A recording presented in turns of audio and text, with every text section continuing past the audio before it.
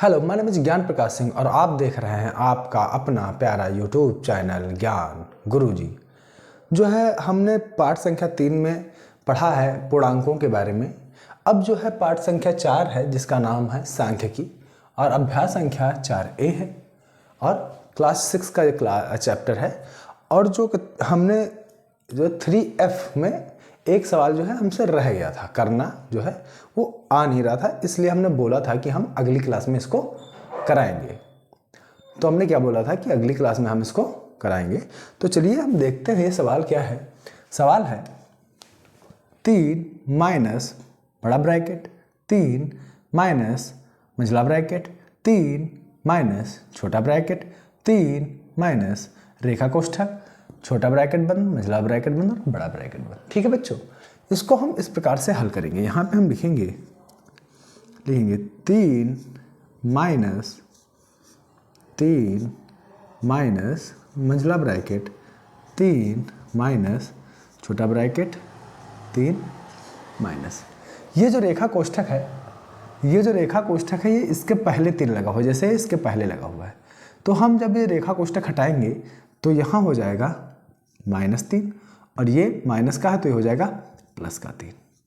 ठीक है, ये प्लस का 3 है, ये कोष्ठक के बाहर लगा हुआ है। जैसे ये कोई प्लस का है लेकिन कोष्ठक के बाहर है, तो जब ये खुलेगा तो ये माइनस का हो जाएगा, प्लस का हो जाएगा। ठीक है बच्चों, तो जब यहाँ पे रेखा कोष्ठक यहाँ से हट गया इतने से, तो ये प्लस का था तो ये माइनस का हो गया और ये माइनस का था तो प्लस का हो गया। ठीक है बच्चों, मंझला ब्रैकेट और बड़ा ब्रैकेट। फिर हम लिखेंगे 3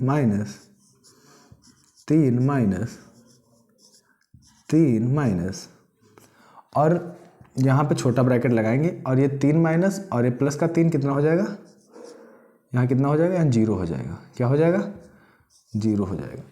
ठीक है बच्चों, छोटा ब्रैकेट बंद मंझला ब्रैकेट बंद और बड़ा ब्रैकेट बंद। इसी प्रकार से अब हम फिर लिखेंगे 3 माइनस मंझला ब्रैकेट 3 माइनस और ये माइनस है,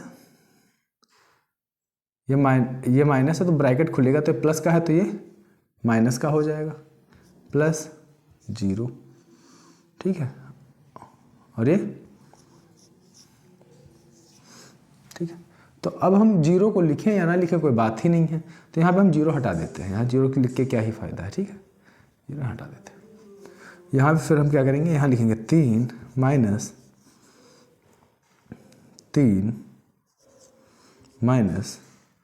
और यहाँ पे 3 माइनस का और यहाँ पे 3 प्लस का, तो कितना हो जाएगा 0 और बड़ा ब्रैकेट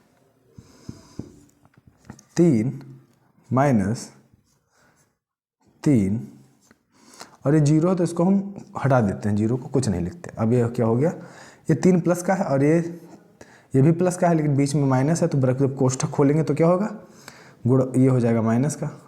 जब माइनस का हो गया तो यहाँ पे क्या 3 प्लस के और 3 माइनस के, तो कितना हो गया 0 हो गया। कितना हो गया 0। तो बच्चों आंसर क्या आ गया, आंसर आ गया 0। तो मैं आशा करता हूँ बच्चों कि ये जो है सवाल जो है आप लोगों को समझ में आ गया होगा।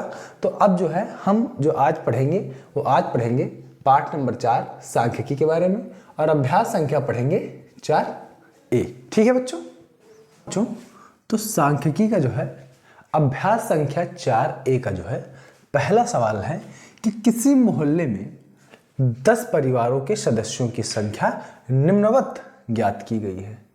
कि एक मोहल्ला है उसमें 10 परिवार हैं, तो उस 10 परिवारों की जो क्या है संख्या, जो सदस्य उसमें रह रहे हैं वो कितने हैं, निम्न प्रकार से हैं। जैसे 10 है तो उसमें एक परिवार में 6 लोग हैं, एक में 8 है, एक में 3 है, एक में 2 है, एक में 4 है, एक में 5 है, एक में 9 है, एक में 7 है, एक में 3 है और एक में 6 है। तो कह रहा है आंकड़ों को आरोही क्रम में व्यवस्थित कीजिए। आंकड़ों को आरोही क्रम में व्यवस्थित कीजिए। आरोही क्रम किसको कहते हैं, बढ़ते हुए क्रम को। जैसे 1 के बाद 2, 2, 3, 4, 5, 6, 7, 8, 9, 10 ऊपर की तरफ। कैसे, ऊपर की तरफ जो ग्रोथ करता है उसको आरोही क्रम कहते हैं। पहले सबसे छोटी, फिर उससे बड़ी, फिर उससे बड़ी, फिर उससे बड़ी, फिर सबसे बड़ी संख्या। इसको क्या कहते हैं, आरोही क्रम कहते हैं। ठीक है बच्चों, तो हमको आरोही क्रम में लिखना है, इन संख्याओं को आरोही क्रम में लिखना है। तो सबसे कम किस परिवार में है, हल करते हैं इसको, और सबसे कम किस परिवार में है? 2। फिर 3, एक परिवार में, दूसरे परिवार में भी 3, तो 2 3 3 4, कितनी है?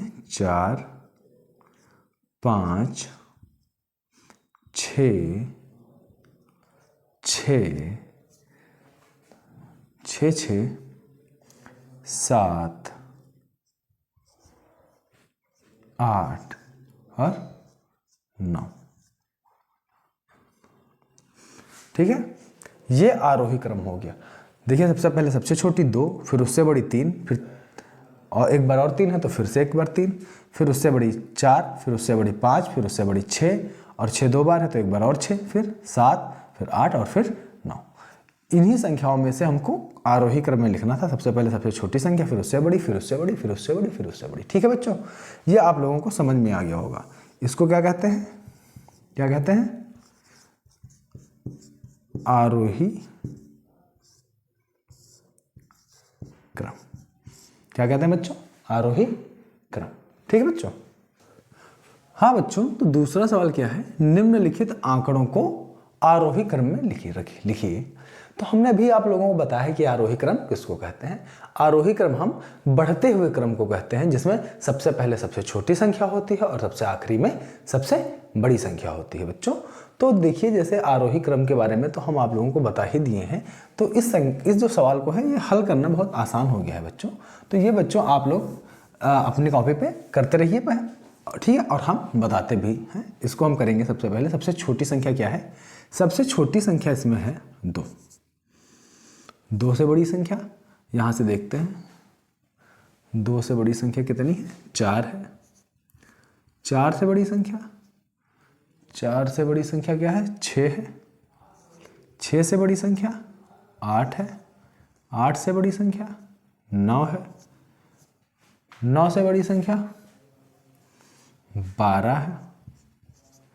12 से बड़ी संख्या 22 है। 22 से बड़ी संख्या 23 है। 23 से बड़ी संख्या 24 है। 24 से बड़ी संख्या 25 है। 25 से बड़ी संख्या 29 है। 29 से बड़ी संख्या 32 है। 32 से बड़ी संख्या 37 है।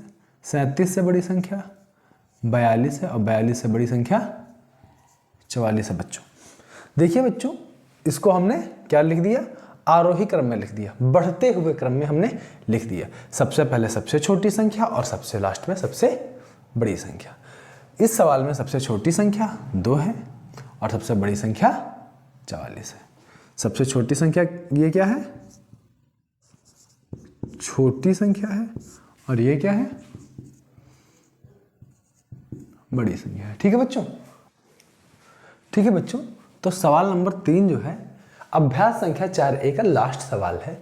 और ये सवाल जो है क्या कह रहा है? ये सवाल कह रहा है कि किसी कक्षा में 10 बालिकाओं को प्राप्तांकों का प्रतिशत निम्नवत है।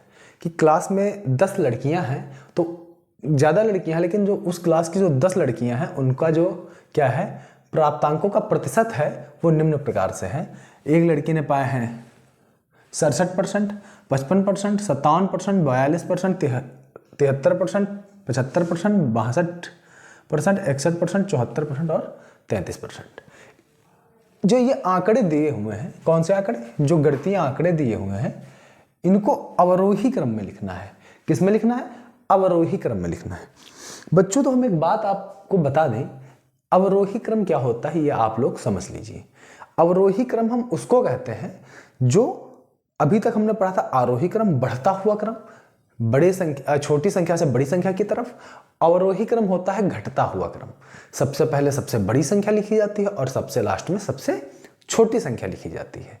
देखिए जैसे 100 अगर 100 सबसे बड़ी संख्या है, अगर मान लिया जाए कि 100 सबसे बड़ी संख्या है तो 100 सबसे पहले लिखा जाएगा, और 1 को अगर सबसे छोटी संख्या मान लिया जाए तो 1 सबसे लास्ट में लिखा जाएगा। और अभी तक ये हो रहा था कि आरोही क्रम में ये हो रहा था कि 1 को सबसे पहले और 100 को सबसे बाद में। अब 100 को सबसे पहले और 1 को सबसे बाद में। ठीक है बच्चों, तो यहाँ पे हमको सबसे बड़ा आंकड़ा लिखना है।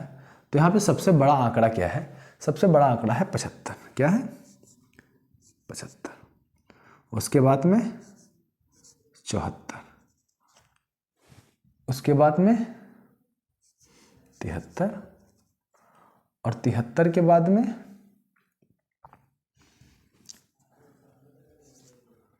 67, 67 के बाद में 62, 62 के बाद में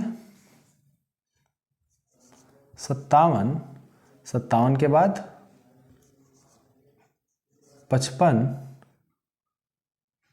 और 55 के बाद